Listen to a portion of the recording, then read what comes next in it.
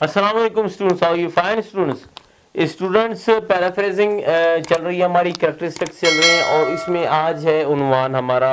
आज टॉपिक है होलनेस। ये मैंने ये डालना भूल गया, ये थ्री इसका थर्ड है। देखिएगा, बड़ा समझिएगा, समझने वाला सीन है। इसमें लिखाई का कोई इतना वो नहीं है आंसर। देखें, the passage must be treated as a whole, as a whole. यहां तक हम पढ़ते हैं। मैं यहां पर कॉमर्स लगा देता हूं क्योंकि फिर ये थोड़ा सा बेहतर रहता है। देखिए, कह रहे हैं पैराफ्रेजिंग पैसेज को आप ट्रीट करें as a whole. As a whole किस तरह, ये मैंने थोड़ा सा अभी आपको चीज थोड़ी थोड़ी समझ नहीं आई होगी। एज अ होल ट्रीट करें मतलब पैसेज को आप, ये आपने पैसेज पकड़ा हुआ है, ये पैसेज है, इसको आप एज अ होल ट्रीट करें। एज अ क्या ट्रीट ना करें वो मैं अभी आपको बता रहा हूं। Word to word, sentence to sentence and line by line is not a paraphrasing anymore। ये नहीं है कि मैंने सेंटेंस उठाया जी, इसको हाँ यार ये बनता है, ये बनता है, ये इस तरह, ये इस तरह, ये इस तरह, ये इस तरह, बस वर्ड उठाए, ये जी इसके सिनोनिम्स निकाले और हो गया कि वर्ब है, एडजेक्टिव है, क्या भला, ये वो सब इस तरह नहीं होता। ये वो नहीं है।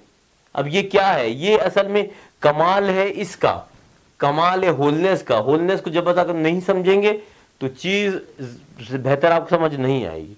ठीक है, यहां तक हम पहुंचे थे।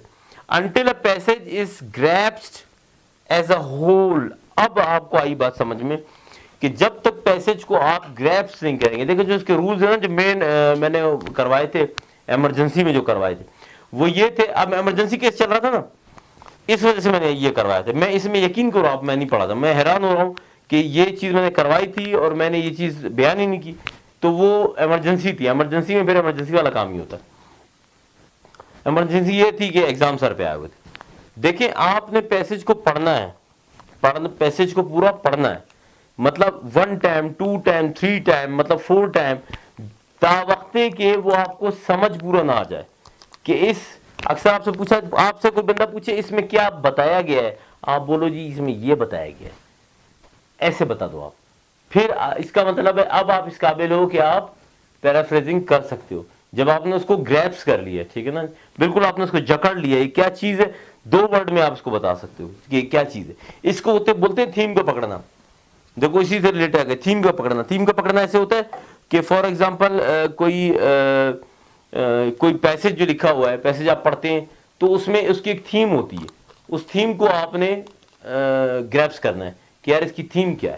थीम तो आजकल लड़के 1 मिनट में पकड़ लेते हैं। आजकल जो है माशाल्लाह ताला रूटीन यही चल रहा है कि उसमें से क्रक्स निकालो, इसका क्रक्स कह लो, थीम कह लो, ये जो भी कह दो आप, ठीक है ना। और ये आम बच्चा कर सकता है, वो मतलब कि क्रक्स इसको पकड़ लेता है। लेकिन यहां पर क्या लिखा हुआ है, यहां पर लिखा हुआ है it needs to be more and more effort. देखो, जितना ज्यादा आप आगे जाओगे, जितना ज्यादा प्रैक्टिस करोगे, उतना ज्यादा लर्न अप करोगे। ये वो एक आखिरी बात लिखी हुई है जिस बात से मैं थोड़ा सा डर गया कि यार ये उन्होंने तो एक खौफ डरा दिया कि जी ये इतना इजी टास्क नहीं है, आप इसको इजी ना समझे। तो बात यह है कि एक, मैं आपको मिसाल देता हूं एक तैराक की। फॉर एग्जाम्पल मैं तैराकी करता हूं, फॉर एग्जाम्पल, वैसे मुझे तो पता ही नहीं है एक तैराकी किस चीज को बोलते हैं।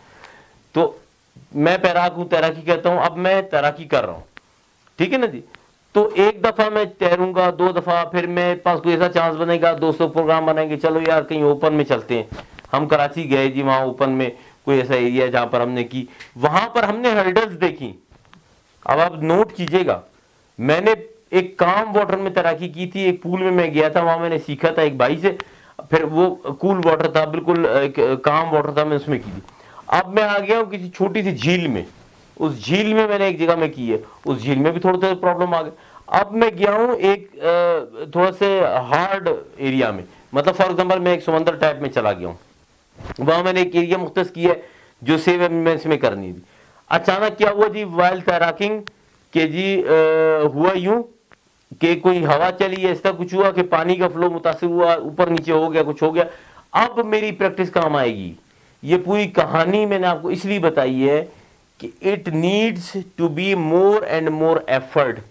जब एक तैराक जो है वो तैराकी के दौरान प्रैक्टिस करता है और मुख्तलिफ किस्म के पानियों में बहता है, मुख्तलिफ किस्म के हर्डल्स फेस करता है, मुख्तलिफ किस्म के प्रॉब्लम में आता है, तो अब बात आती है कि मोर एंड मोर उसने एफर्ट की है ना, उसकी इस मोर एंड मोर एफर्ट ने मतलब अब आप आ जाए, तैराकी को छोड़ दें, अब आप आ जाए राइटिंग पे, उसकी उस राइटिंग पे, उसकी उस प्रैक्टिस पे, मोर एंड मोर एफर्ट पे गलतियां निकली, ये हुआ वो, अब वो पक्का सीमेंट बन गया। अब वो बोल रहा है आ जाओ जी, अब मैं मुकाबला करने को तैयार हूं। तो ये ज्यादा प्रैक्टिस मांगता है, ज्यादा ये ज्यादा इसके ऊपर एफर्ट करने की जरूरत है।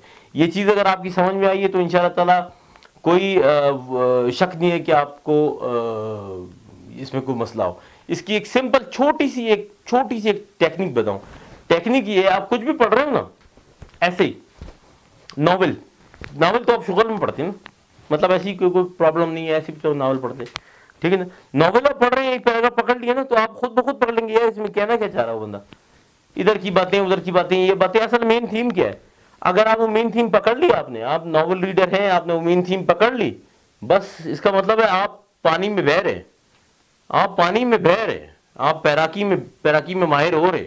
इंशाल्लाह ताला वो कोई मसला नहीं है। उसी टाइम आपको बोला जाए भाई इसका ये जो आप पढ़ रहे हो इसकी तरह पैराफ्रेजिंग करो, आप यूं करोगे पैराफ्रेजिंग, ऐसे मिनट करोगे पैराफ्रेजिंग, क्योंकि आपने उसका क्रक्स पकड़ा हुआ है, आपने उसकी मेन थीम पकड़ी, आपने उसका होलनेस पकड़ा हुआ है, ठीक है। ये इसलिए जरूरी है, देखिए जब मैंने स्टार्ट की थी